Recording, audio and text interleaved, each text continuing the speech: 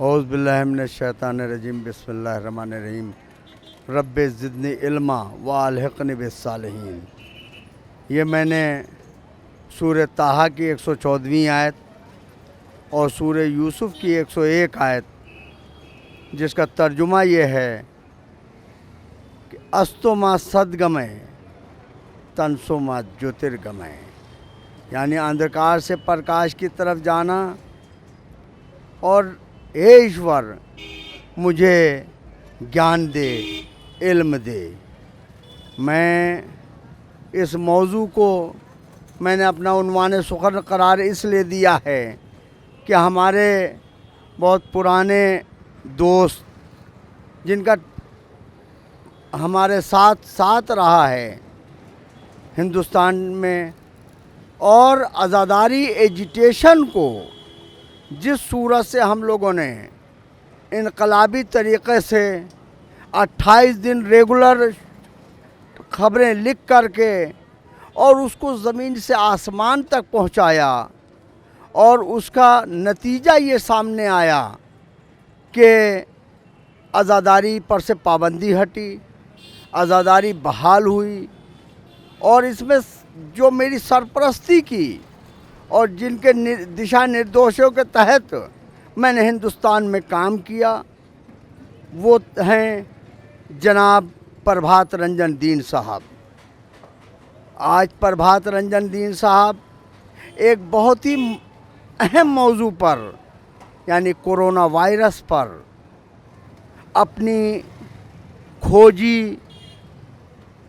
Investigative इनकलाबी साक्ष्यों के साथ न्यूज़ लेकर आए हैं। अगर आप उन्हें देखेंगे और आप उन्हें सुनेंगे और उस पर अमल करेंगे और ज़्यादा से ज़्यादा ये पैगाम लोगों तक पहुंचाएंगे, तो ये हमारे ज़िंदगी के लिए, हमारे घर के लिए, हमारे मुल्क के लिए, हमारे लोगों के लिए, हमारी आवाम के लिए बेहद मुफीद होगा। क्योंकि आज सरकार जो है उस सूरत से इंसान की ज़िंदगियों का सौदा कर रही है, यानी एक ख़ास पार्टी जिसकी रूलिंग जो इस वक्त सरकार रूल कर रही है, जिसके नेतृत्व में वो पार्टी कोरोना वायरस के ज़रिए इंसान की ज़िंदगियों का सौदा कर रही है। इंसान की ज़िंदगी बचाने के लिए गलत चीज़ें, अवैध चीज़ें परोस करके अपने फंड में बड़े बड़े चंदे ले रही है, जो बहुत ही शर्मनाक बात है इस मुल्क के लिए। यानी अब वतन के सूरमा हम हैं, वतन की शान हम, शिवाजी प्रताप हम, रंजीत हम, चौहान हम। जहाँ ये जज्बा हो, जहाँ हम वतन के लिए जान देने के लिए बात कर रहे हैं, वहाँ पर आज जहर पिला करके वतनवासियों को और उनकी जान के बदले पैसे लेकर के, चंदे लेकर के अपनी पार्टी को बढ़ाने की कोशिश की जा रही है। और ये एक तरीक़े से वो मीठा जहर है जिसका कहीं कोई आवाज़ नहीं होगी।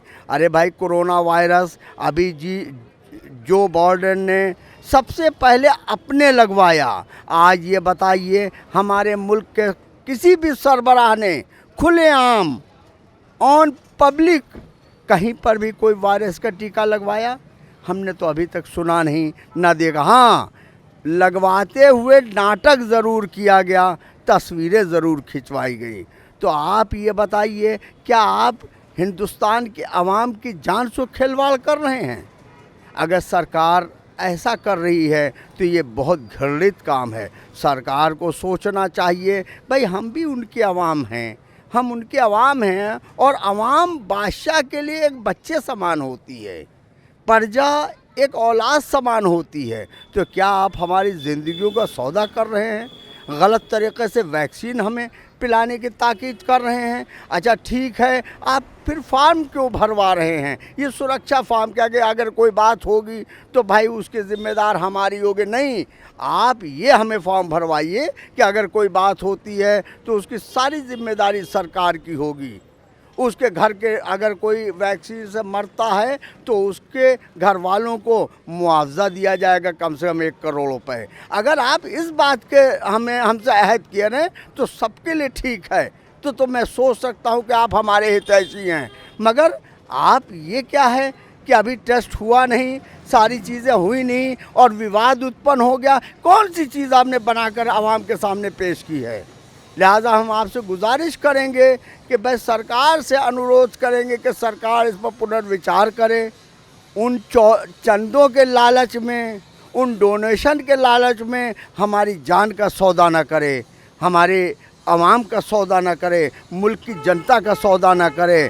और इस सिलसिले में मैं भाई प्रभात जी का इसलिए कदरदान हूँ कि वो हमारे एक मुजाहिद आज़ादारी भी हैं। उन्होंने आज़ादारी में जिस सूरत से बढ़ चढ़ करके हिस्सा लिया और मंजिल मकसूद तक पहुंचाया पूरे इस काफ़िले को हम लोगों ने कलम के ज़रिए, इसलिए हम उनके साथ हैं और उनकी तायीद करते हैं, उनका पूरा समर्थन करते हैं और उनकी कही हुई बातें गलत कभी नहीं होती। लिहाजा हम चाहेंगे कि आप भी गौर करें और जो वैक्सीन है इसको आप फ़िलहाल रोकें और कम से कम इसका टेस्ट कराएं, फिर से इसको सही तरीक़े से इसके पर अमल करें। और मुल्क की जनता की हिफाजत आपके हाथ में है, इसलिए हम गुजारिश करेंगे कि आप इसको गौर करें और प्रभात जी के इस वीडियो को ज़रूर देखें जो कोरोना वायरस दवा से संबंधित है, टीके से संबंधित है, और गौर करें और इसको ज़रूर देखें और इस पर अमल करें। पूरे देश में कोरोना वैक्सीन दिए जाने का सरकारी उत्सव मनाया जा रहा है। केंद्र और राज्य सरकारें सरकार प्रायोजित महोत्सव की तरह वैक्सीनेशन का कार्यक्रम आयोजित कर रही हैं। इस आयोजन में आपको कहीं भी चीन द्वारा मानवता के विरुद्ध की गई कोरोना साजिश के प्रति अंतर्राष्ट्रीय सांगठनिक प्रयास की क्या एक भी झलक कहीं दिख रही है? किसी देश की सरकार ने विश्व के लोगों को गिनी पिग बना डाला और कोई उसका प्रतिकार नहीं कर पाया। शैतान चीन को सबक सिखाने के लिए अंतर्राष्ट्रीय स्तर पर सांगठनिक एकता कायम कर भविष्य में ऐसी करतूत दोबारा न हो, इसका कारगर रास्ता निकालने की क्या कहीं कोई छद्म रहित पवित्र पहल दिखी आपको? हां, इस आरोपित अप्राकृतिक महामारी के जरिए भी धन कैसे कमाया जाए, इस पर अंतर्राष्ट्रीय स्तर पर अपवित्र और स्वार्थी गठबंधन की कोशिशें रंग लाती जरूर प्रकट हुई। कोरोना महामारी की शक्ल में चीन द्वारा थोपे गए कोविड युद्ध का मुकाबला करने के लिए सारे उपाय शक्ति और समग्रता से किए जाने चाहिए थे, लेकिन वह उपाय केवल दवा, वैक्सीन बेचने, खरीदने, कमीशन खाने, खिलाने, अलग अलग वैक्सीन गुट यानी गिरोह बनाकर धन समेटने, विकासशील देशों में कुत्सित एजेंडा चलाने वाले अंतर्राष्ट्रीय पूंजी प्रतिष्ठानों से देश की अस्मिता को गिरवी रखकर अकूत फंड बटोरने और नकली आभामंडल का एक विकराल गुब्बारा सामान्य जन की आंखों के ऊपर उड़ाने और मनोविज्ञान में बसाने के कुत्सय में ही सिमट गया। महामारी से लड़ने के लिए दवा और वैक्सीन की जरूरत तो है ही, इसका इंतजाम भी सरकारों को ही करना है। इंतजाम किसके लिए? जनता के लिए ही ना। फिर वैक्सीन के क्लिनिकल ट्रायल की फाइंडिंग्स, उसके जोखिम, उसकी मंजूरी, उसके असली नियोजक और प्रक्रिया में धन के इन्वॉल्वमेंट के बारे में जनता को पूरी पारदर्शिता से क्यों नहीं बताया जाता? इसे छुपाने की आखिर वजह क्या हो सकती है? जनता क्या एनिमल फार्म के बाड़े में बंधा निरीह जानवर है कि व्यवस्था ने आदेश दिया ठोक दो तो ठोक दिया, कभी गोली तो कभी वैक्सीन? आइए उन्हीं वजहों को खंगालते हैं।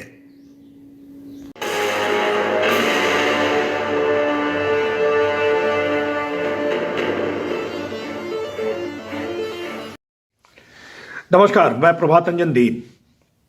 मेरी शुभकामना है कि आप सब स्वस्थ रहें। अगर आप कोरोना की वैक्सीन ले चुके हैं तो मेरी शुभकामनाएं और भी घनीभूत होकर फलित हों।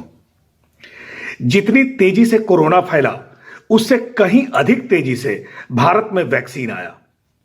कोरोना से हुई मौतों पर सरकारों का शोक संवाद भले ही नाटकीय रहा हो, लेकिन कोरोना वैक्सीन को लेकर सत्ता अलंबरदारों का स्वाभाविक अतिरेक और उत्साह देखते ही बनता है। लगा कि जैसे वैक्सीन पाकर प्रधानमंत्री से लेकर मुख्यमंत्री तक और मंत्री से लेकर संतरी तक एक साथ थिरकने लगे हों, जबकि इनमें से शायद ही किसी ने खुद के शरीर में वैक्सीन ठुकवाया। लेकिन वे प्रसन्न बहुत थे। यह हम सब लोगों ने, पूरे देश ने देखा। आम बोलचाल की भाषा में कोरोना वैक्सीन कहें या तकनीकी भाषा में कोविड-19 वैक्सीन कह लें, बात एक ही है, इसे ठुकवाना आम आदमी को ही है, चाहे इसके परिणाम जो भी आए। दुष्यंत की गजल की मशहूर पंक्ति है, मत कहो आकाश में कोहरा घना है, यह किसी की व्यक्तिगत आलोचना है। मौजूदा समय में इसे कुछ ऐसे कहा जा सकता है, मत कहो इस देश में कोरोना घना है, टीका ए फरेब पर कुछ कहना मना है, सरकार की यह सार्वजनिक आलोचना है। तो सरकार की सार्वजनिक आलोचना के बजाय उसे आत्मिक विवेचना के लिए प्रेरित करते हुए हम टीका ए फरेब के ऐसे प्रामाणिक तथ्य आपके सामने रखेंगे जिसे जानना आपके लिए निहायत जरूरी है। स्वदेशी वैक्सीन बताकर जो द्रव्य हमारे आपके शरीर में ठूंसा जा रहा है वह कितना स्वदेशी है और कितना नैतिक है, उसे जानना अत्यंत जरूरी है। सरकार का लोकतांत्रिक और नैतिक दायित्व था कि कोरोना वैक्सीन का शॉट लगाने के पहले उसके फायदे और खतरे के बारे में सारे तथ्य जनता के सामने रखे जाते, उसके सारे जोखिम बताए जाते ताकि लोग सतर्क रहते। लेकिन इस लोक धर्म का पालन नहीं किया गया। प्रधानमंत्री ने जिस तरह कोरोना वैक्सीन को लेकर जनता को संबोधित किया, वह उन्हें जनप्रतिनिधि कम और वैक्सीन कार्टेल का प्रतिनिधि अधिक साबित कर रहा था। उत्तर प्रदेश समेत कई राज्यों के मुख्यमंत्री भी वैक्सीन को लेकर इतने उत्साहित थे कि जैसे उन्हें स्थायी सत्ता का कोई गारंटी कार्ड मिल गया हो। सुरक्षा के बख्तरबंद बंदोबस्त में कोरोना वैक्सीन की गाड़ियां सड़कों पर हूटर बजाती, काएं काएं करती ऐसे गुजर रही थी कि जैसे कोई भारी माल असबाब जा रहा हो और कोई गिरोह लूट ले तो अडानी अंबानी बन जाए। अरे भाई, वैक्सीन ही तो जा रही थी। इतना हूटर बचाकर शोर मचाने की क्या जरूरत थी? इससे बहुत कम शोर में जनता को international journal of clinical practice में प्रकाशित शोध अध्ययन के परिणाम के बारे में बता देते तो अधिक सार्थक होता। वैक्सीन की इतनी भारी सुरक्षा को लेकर लोग सवाल भी उठा रहे हैं कि आखिर उसमें कौन सा द्रव्य है जो सीधे ठोक दिया जा रहा है, रहस्य बनाकर रखा जा रहा है, उसके बारे में बताया क्यों नहीं जा रहा कि उसमें क्या है। वैक्सीन की प्राइवेट में जांच कराने का अधिकार आम नागरिक को क्यों नहीं है, जिससे यह पता चल सके कि उसमें दवा है भी या केवल सैलाइन इंजेक्ट कर मनोवैज्ञानिक तरीके से इम्यून डेवलप किया जा रहा है। ह्यूमन क्लिनिकल ट्रायल की औपचारिकताओं में एक प्रावधान यह भी होता है कि ट्रायल में शरीक व्यक्ति को वैक्सीन के नाम पर सैलाइन या कोई सामान्य विटामिन का इंजेक्शन देकर उसके असर का अध्ययन किया जाए। इस प्रक्रिया से टीका लेने वाले व्यक्ति में मनोवैज्ञानिक प्रभाव के कारण अपने आप रोग प्रतिरोधक क्षमता विकसित होने लगती है। भारत सरकार देश के लोगों का ऐसा ही मनोवैज्ञानिक इलाज तो नहीं कर रही। यह तो तभी पता चलेगा ना जब वैक्सीन की किसी गैर सरकारी प्रयोगशाला में जांच हो। वैक्सीन शुरू होने के पहले के संबोधन में प्रधानमंत्री नरेंद्र मोदी देश के लोगों को इतना ही बता देते कि वैक्सीन के दुष्प्रभावों से पीड़ितों की आर्थिक सुरक्षा या संरक्षण का न तो देश में कोई कानून है और न सरकार ने ऐसा कोई प्रावधान किया है, तब भी लोक नैतिकता की रक्षा हो जाती। वैक्सीन बनाने वाली कंपनियों को जब भारत सरकार पहले ही संरक्षण की गारंटी दे चुकी हो तो जनता को संरक्षण की गारंटी कैसे देती? आप यह जान लें कि वैक्सीन का दुष्परिणाम आने पर भी वैक्सीन बनाने वाली कंपनियों पर कोई कार्रवाई नहीं होगी। भारत सरकार दवा कंपनियों को इसकी गारंटी पहले ही दे चुकी है। International journal of clinical practice में प्रकाशित एक अध्ययन के परिणामों में पाया गया है कि कोविड-19 के टीकों से और अधिक गंभीर बीमारियों का खतरा बढ़ जाता है। लिहाजा टीकाकरण के पहले प्राप्तकर्ता को सभी जोखिमों के बारे में पता होना चाहिए। शोध करने वाले वैज्ञानिकों ने निष्कर्ष निकाला है कि कोविड-19 के टीके एंटीबॉडी डिपेंडेंट इन्हांसमेंट यानी एडीई के जरिए रोग को और विकृत कर सकते हैं। यह अध्ययन लॉस एंजलिस स्थित तुलाने यूनिवर्सिटी के पैथोलॉजी एवं लेबोरेटरी मेडिसिन विभाग के डॉक्टर रोनाल्ड वीजे और न्यूयॉर्क यूनिवर्सिटी के तहत काम करने वाली संस्था एनवायू लैंगोन हेल्थ के बायोकेमिस्ट्री और मॉलिक्यूलर फार्माकोलॉजी विभाग के डॉक्टर टिमोथी कार्डोजो ने किया। इनकी शोध रिपोर्ट बाकायदा international journal of clinical practice में प्रकाशित हुई।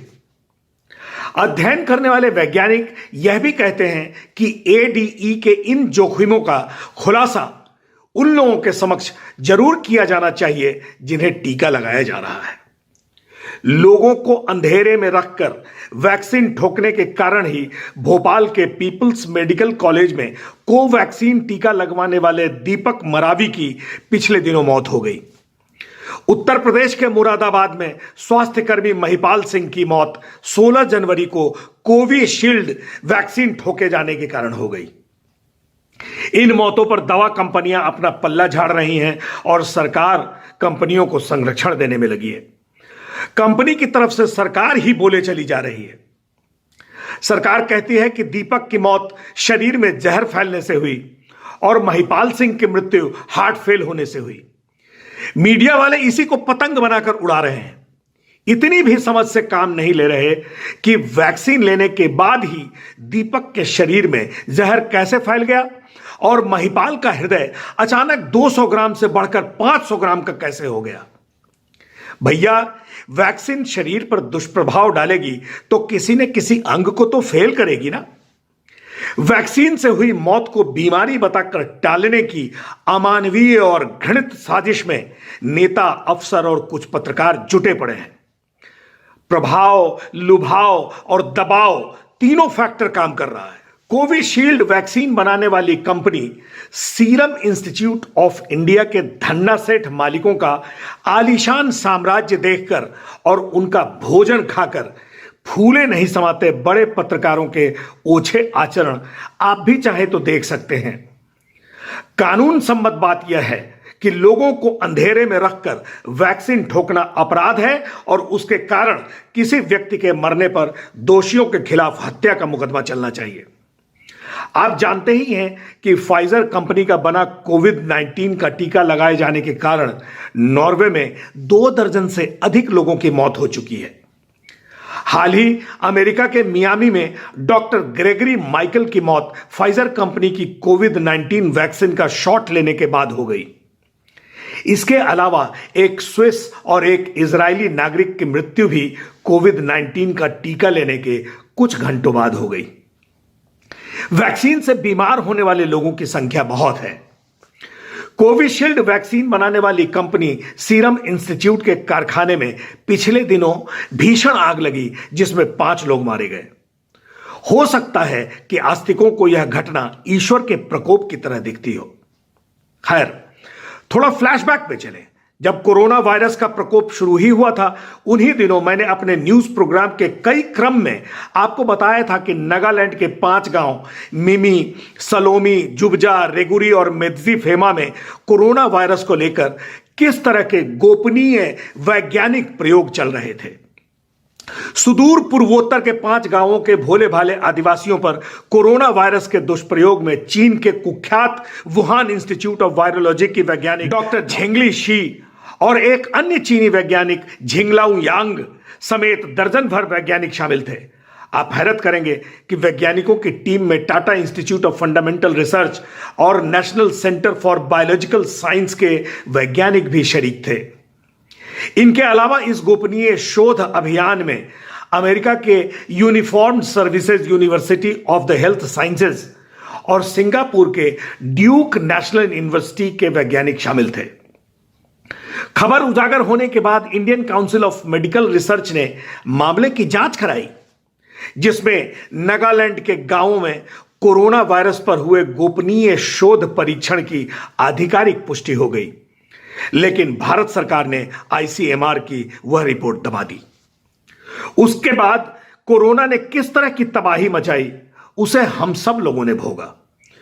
कोरोना के इलाज के नाम पर किस तरह दवा से लेकर पीपीई किट की खरीद और इलाज के लिए मिले सरकारी धन की कैसे विभत्स लूट मची, उसे भी हम सब लोगों ने देखा और भोगा। अब आते हैं कोरोना या कोविड-19 वायरस की वैक्सीन पर। सरकार ने कोरोना वैक्सीन के मसले पर जनता के प्रति संवेदना की सारी अभिव्यक्ति का प्रहसन खेलने के बाद भारत बायोटेक कंपनी की वैक्सीन कोवैक्सीन और सीरम इंस्टीट्यूट ऑफ इंडिया की बनी वैक्सीन कोविशील्ड को देसी टीका बताते हुए हरी झंडी दे दी। भारत सरकार ने यह भी तय कर लिया कि टीके का सारा खर्चा सरकार वहन करेगी, जनता से पैसे नहीं लेगी। टीकाकरण के पहले चरण में आने वाला 10,000 करोड़ रुपए का खर्च सरकार ने उठाया। यह अलग बात है कि इसका टैक्स भी हमें ही भरना पड़ेगा। भारत में 2 नाम के कोरोना वैक्सीन दिए जाने का सरकारी उत्सव मनाया जा रहा है। सीरम इंस्टीट्यूट ऑफ इंडिया द्वारा बनाई गई कोविशील्ड वैक्सीन और भारत बायोटेक द्वारा बनाई गई कोवैक्सीन लोगों को दी जा रही है। आपको यह जानकारी दे दें कि कोविशील्ड वैक्सीन बनाने वाली company serum institute of India को सत्ताधारी भारतीय जनता पार्टी और शरद पवार की राष्ट्रवादी कांग्रेस पार्टी का खास तौर पर वरद हस्त प्राप्त है। प्रधानमंत्री नरेंद्र मोदी और राकापा नेता शरद पवार से पूनावाला परिवार की काफी अंतरंगता है। सीरम इंस्टीट्यूट से भाजपा और राकापा को खूब धन भी प्राप्त होता रहता है। आधिकारिक दस्तावेज बताते हैं कि सीरम इंस्टीट्यूट ने वर्ष 2013-14 में भाजपा को 1,55,00,000 रुपए, 14-15 में 2.5 करोड़ रुपए और 16-17 में 2 करोड़ रुपए दिए थे। सीरम इंस्टीट्यूट के मालिकान ने भाजपा को अपनी अलग अलग कंपनियों के नाम से भी पैसे दिए। मसलन मेसर्स पूनावाला इन्वेस्टमेंट्स के नाम से 2016-17 में 2.5 करोड़ रुपए दिए और अडार पूनावाला फिनवेस्ट प्राइवेट लिमिटेड के नाम से उसी वर्ष 15 लाख रुपए दिए। यानी 2016-17 में सीरम इंस्टीट्यूट ने भारतीय जनता पार्टी को 4,65,00,000 रुपए दिए। सीरम इंस्टीट्यूट ने 2019-20 में शरद पवार की पार्टी को एक ही ट्रांजैक्शन के जरिए 3 करोड़ रुपए दिए। दवा बनाने वाली कंपनियां या औद्योगिक प्रतिष्ठान राजनीतिक हस्तियों को चंदा क्यों देते हैं? उससे उन्हें क्या फायदा मिलता है? इन बेमानी से मीनिंगलेस मध्यवर्गीय सवालों की पूंजीपति और उनकी गोद में बैठे नेता क्यों परवाह करें? हम आप इन सवालों का जवाब समझते रहें। पहले तो पार्टियों को चंदा देने वालों का पता चल भी जाता था, लेकिन केंद्र में भाजपा की सत्ता आने के बाद पारदर्शिता का वह रास्ता भी बंद हो गया। अब तो बॉन्ड, ट्रस्ट और तमाम छद्म नामों से पार्टियों को चंदा मिल जाता है और पता भी नहीं चलता। इनकम टैक्स और ईडी क्या भला है? राजनीतिक पार्टियां और नेता संविधान और सारे कानून से ऊपर हैं।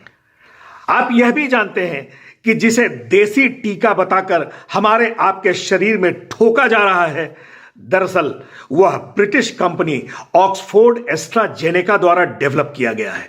ऑक्सफोर्ड एस्ट्राजेनेका की इसी वैक्सीन के ट्रायल में एक भारतीय न्यूरोइसेफेलोपैथी जैसे गंभीर मस्तिष्काघात का शिकार हुआ।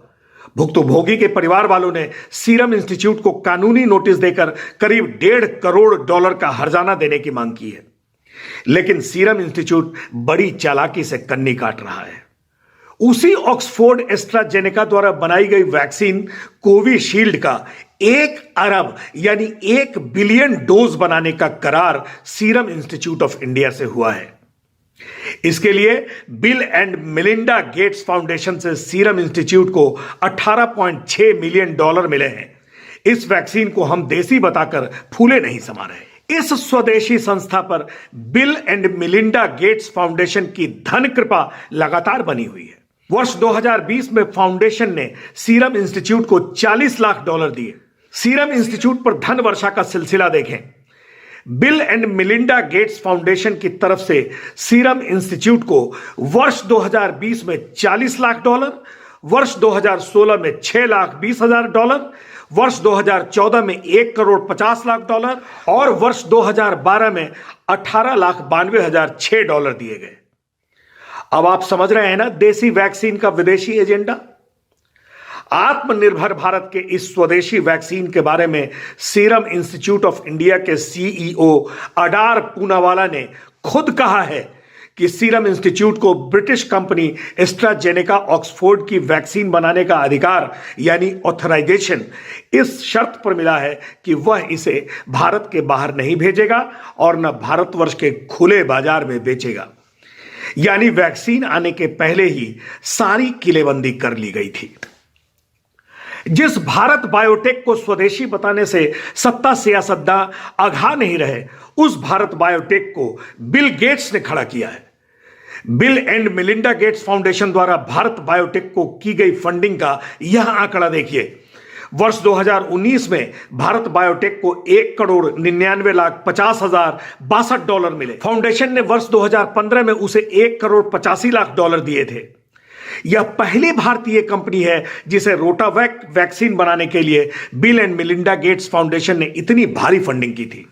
वर्ष 2012 में भारत बायोटेक को ब्रिटिश वेलकम ट्रस्ट की तरफ से स्ट्रैटेजिक ट्रांसलेशन अवार्ड के नाम पर $40 लाख मिले थे। इस पूंजी सामर्थ्य का ही नतीजा है कि रोटा वायरस की रोकथाम के लिए बनी रोटावैक वैक्सीन को भारत सरकार ने क्लिनिकल ट्रायल के पहले ही मंजूरी दे दी थी। सुप्रीम कोर्ट में यह मामला आज तक लंबित पड़ा है। वडोदरा में सस्ती दवाएं बनाने वाली कंपनी लो कॉस्ट के मालिक एस श्रीनिवासन ने सुप्रीम कोर्ट में जनहित याचिका दाखिल कर रोटावैक के क्लिनिकल ट्रायल की रिपोर्ट सार्वजनिक करने की मांग की थी। लेकिन सुप्रीम कोर्ट के समक्ष ऐसी जनहित याचिकाएं महत्व नहीं रखती जो सामर्थ्यवानों के खिलाफ जाती हों। भारत के स्वास्थ्य जगत की विडंबना देखिए कि भारत बायोटेक कंपनी बनाने वाले डॉक्टर कृष्णा एला मॉलिक्यूलर बायोलॉजिस्ट हैं। वायरस के शोध या उसके इलाज के लिए वैक्सीन बनाने का उन्हें कोई अनुभव नहीं है। लिहाजा कोविशील्ड हो या कोवैक्सीन, इनके बारे में यह कहना कि यह स्वदेशी है, इंडिजिनस है या नेटिव है, यह सब फर्जी बातें हैं। इन दोनों वैक्सीन के डोजेस बनाने वाली कंपनियों को एक ही दवा सिंडिकेट फंडिंग कर रहा है जो भारतवर्ष को अपना शिकारगाह बनाए हुए है। ब्रिटेन की global alliance for vaccine and immunisation, जिसे संक्षिप्त में गावी भी कहते हैं, उसकी भारतवर्ष की स्वास्थ्य सुविधाओं के नीति निर्धारण में काफी अंदर तक घुसपैठ है। गावी को भी bill and Melinda Gates foundation चलाता है। गावी पर बिल गेट्स का आभा मंडल इतना हावी है कि गावी के वैक्सीन अभियान को गेट्स दृष्टिकोण के रूप में कहा और जाना जाता है। गावी को ब्रिटेन सरकार से भी फंड मिलता है। गावी दुनिया भर में वैक्सीन कार्टेल के रूप में कुख्यात है, जिस पर आरोप है कि उसके वैक्सीन 3.5 करोड़ से अधिक लोगों की अब तक जान ले चुके हैं। उसी कुख्यात संस्था ने भारत के स्वास्थ्य एवं परिवार कल्याण मंत्री डॉक्टर हर्षवर्धन को अपना बोर्ड मेंबर बनाया है। इसका आधार तैयार करने में प्रधानमंत्री नरेंद्र मोदी ने भी अपनी भूमिका निभाई। मोदी ने 4 जून 2020 को ब्रिटिश सरकार द्वारा आयोजित वर्चुअल ग्लोबल वैक्सीन समिट में ग्लोबल कोरोना वायरस वैक्सीन परियोजना के लिए गावी को 5 साल में $1.5 करोड़ देने की घोषणा की थी। कोरोना वैक्सीन लगाने का अभियान शुरू होने के कुछ ही दिन पहले यानी 1 जनवरी 2021 को डॉक्टर हर्षवर्धन को गावी के बोर्ड का सदस्य मनोनीत कर दिया गया। डॉक्टर हर्षवर्धन अब केवल भारत में ही वैक्सीन ठोके जाने का अभियान नहीं देखेंगे, बल्कि वे पूरे दक्षिण पूर्व एशिया और पश्चिमी प्रशांत महासागरीय देशों का भी ध्यान रखेंगे। आप देखिए, गावी का बोर्ड मेंबर बनने की खुशी डॉक्टर हर्षवर्धन अपने ही ट्विटर पर बार बार किस तरह जाहिर कर रहे हैं। डॉक्टर हर्षवर्धन 2023 तक गावी बोर्ड के सदस्य रहेंगे, तब तक इतिश्री रेवा खंडे हो चुका होगा। गावी के टीकों से अंतर्राष्ट्रीय स्तर पर 3.5 करोड़ से अधिक लोगों के मारे जाने के आरोप हैं। हेपेटाइटिस बी, डिप्थेरिया, टिटनस जैसी 5 बीमारियों की रोकथाम के लिए वर्ष 2013 में भारतवर्ष में गावी का टीका पेंटावेलेंट नाम से इंट्रोड्यूस किया गया था। इस टीके से हरियाणा, केरल और तमिलनाडु में 13 लोगों की मौत हो गई थी। सेंट्रल ड्रग लेबोरेटरी ने इसे घटिया करार दिया था। इसी आधार पर महाराष्ट्र सरकार ने अपने राज्य में इस टीके को बैन कर दिया, लेकिन देश के अन्य राज्यों में यह जारी रहा। तमिलनाडु में 54 शिशुओं की मौत के कारणों की छानबीन में आधिकारिक तौर पर पुष्टि हुई कि गावी के पेंटावेलेंट टीके के कारण ही शिशुओं की मौत हुई थी। रिपोर्ट है कि वियतनाम में इस टीके के प्रयोग से 53 बच्चों की मौत हुई थी। वियतनाम ने भी गावी के इस टीके को वर्ष 2013 में बैन कर दिया। उसी गावी की निगरानी में देश में कोरोना वैक्सीनेशन का अभियान चल रहा है। जैसा मैंने पहले भी कहा कि भारतवर्ष में कोरोना वैक्सीन से पीड़ित लोगों के बचाव का कोई विशिष्ट कानून नहीं है। वैक्सीन से पीड़ित भारतीय खुद झेलें, उसे कोई कानूनी संरक्षण नहीं मिलना। सरकार ने वैक्सीन अभियान शुरू करने के पहले वैक्सीन से संभावित पीड़ितों की कानूनी सुरक्षा की कोई गारंटी भी नहीं दी। हां, भारत सरकार ने वैक्सीन बनाने वाली कंपनियों को कानूनी संरक्षण देने की गारंटी जरूर दी है। भारत की लोक सत्ता लोक दायित्वों से कितनी दूर रही है कि सत्ता पर काबिज रही विभिन्न पार्टियों की सरकारों ने कभी भी epidemic diseases act 1897, drugs and cosmetics act 1940 या वैक्सीनेशन एक्ट 1880 में झांकने, उसे सुधारने और उसे संशोधित कर जनहित संरक्षण के लायक बनाने की कभी जरूरत नहीं समझी। जबकि विश्व के अधिकांश देशों में टीके के कारण होने वाली बीमारी, जख्म, नुकसान या मृत्यु की स्थिति में पीड़ितों को मुआवजा देने के लिए विशिष्ट टीका क्षतिपूर्ति का प्रावधान है। समलैंगिकता और इतर शारीरिक संबंधों को कानूनी संरक्षण देने के लिए आतुर रहने वाली हमारी सुप्रीम कोर्ट ने भी आम जन के कानूनी संरक्षण को कतई प्राथमिकता पर नहीं रखा है। हम आगे बताएंगे वैक्सीन पहल के नाम पर वैश्विक संगठन बनाने वाले गावी, बिल गेट्स और वैक्सीन कार्टेल वैक्सीन के जरिए और क्या क्या खेल कर रहे हैं और भारत उस खेल का कैसे मोहरा बना हुआ है। नमस्कार, जय हिंद।